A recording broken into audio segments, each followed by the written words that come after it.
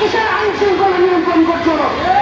তোমরা কিসের আইন শৃঙ্খলার কথা বলছো?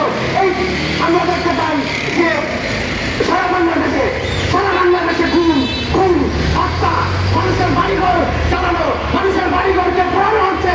আচ্ছা, কোনদিন আমি অপরাধী?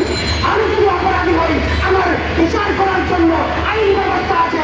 আমার বিচার করার জন্য আইনের মাধ্যমে বিচার করা হবে।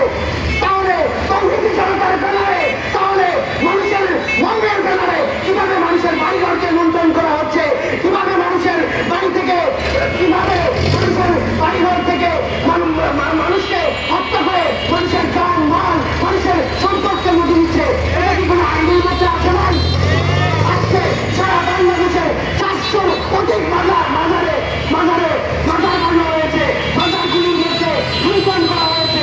মাজারগুলি থেকে ছাগল, মহিষ, গরু চুরি, মন চায় তাই চুরি করে নেওয়া হচ্ছে তৌহিদি সরকার ব্যানারে। তাহলে আজকে সরকার কোথায়? কোথায় সরকারের অবস্থান? যদি প্রথম থেকে সরকার এগুলোর বিরুদ্ধে কথা বলতো, তাহলে আজকে আমার বোন আসিয়ার ধর্ষণ হয়ে মৃত্যু হয় না। কারণ জানতো যে এই বাংলাদেশে সরকার আছে, আমি যদি আইনের বিরুদ্ধে কিছু করি তাহলে আমার বিরুদ্ধে আমাকে ধরা হবে, আমাকে শাস্তির আওতায় আনা হবে, আমাকে বিচার করা হবে। কিন্তু মানুষ দেখতে পাচ্ছে যে এখানে মানুষকে হত্যার কোনো বিচার নাই, এখানে চিন্তার কোনো বিচার নাই, এখানে ডাকাতির কোনো বিচার নাই, এখানে কোনো কিছুরই কোনো বিচার নাই। এখানে বৈষম্য বিরোধীর নামে বৈষম্য বাস্তবায়ন করার জন্য এই সরকার উঠে করে লেগেছে। এই সরকার অনির্বাচিত সরকার, এই সরকার স্বাধীনতা বিরোধী সরকার, এই সরকার মুক্তিযুদ্ধের বিরুদ্ধে সরকার। তাই আমি বলবো, অচিরেই জনগণের নির্বাচিত সরকারের মাধ্যমে আমাদের ইসলামিক আন্দোলনের মাননীয় চেয়ারম্যান আল্লামা সৈয়দ মাহমুদ শহীদ বলেছেন, যদি বাংলার মানুষের বাংলার এই জমিনের মধ্যে আবার আইন শৃঙ্খলাকে ফিরিয়ে আনতে হয়, আবার আইনের কাঠামোকে ফিরিয়ে আনতে হয়, তাহলে অচিরেই আপনারা জনগণের নির্বাচিত সরকারের মাধ্যমে বাংলাদেশের আইন শৃঙ্খলা বাহিনীকে আইন শৃঙ্খলা নিয়ন্ত্রণে আনতে হবে। আপনারা যদি এই ধর্ষণের বিচার করতে না পারেন, আপনারা যদি আমার মা বোনের ইচ্ছুকের আব্দুল সেই এই বিচার যদি করতে না পারেন, আপনারা পদত্যাগ করুন। পদত্যাগ করে যোগ্য ব্যক্তিকে দায়িত্ব দেন। আজকে আপনারা টিভির মধ্যে, মিডিয়ার মধ্যে সমস্ত তৌহিদি জনতার নামে মোংলা মিডিয়ার মধ্যে বলে মা বোনদের পর্দা করতে হবে। আর তুই মা বোনদের পর্দার কথা বলো, তোর চোখের পর্দা কে করবে? চোখের পর্দা কে করবে? মুসলমানদের কথা আগে নিজের চোখের পর্দা করার কথা বলা হয়েছে। আজকে 8 বছরের শিশু আসিয়া দর্শন করা হচ্ছে।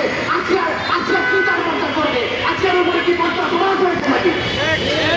আজকে আমরা মানুষের অন্যরূপ সমালোচনা করা খুব সহজ। আজকে নিজের সমালোচনার মধ্যে কেউ নাই। আজকে জনগণের নিরাপত্তা,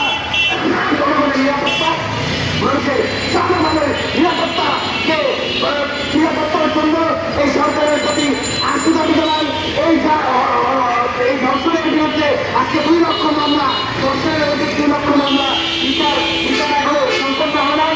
তাই সকলের প্রতি অনুরোধ থাকবে, এই সরকারের প্রতি অনুরোধ থাকবে, আপনারা অধিকতর ধর্ষণের বিচার করুন, সেটা আমাদের ধর্ষণ যেন রোধ হয়।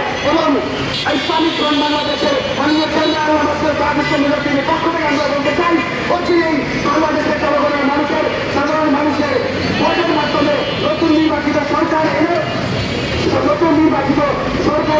আপনারা নতুন নির্বাচিত সরকারের নির্বাচন দেওয়ার জন্য তাগিদ গ্রহণ করুন।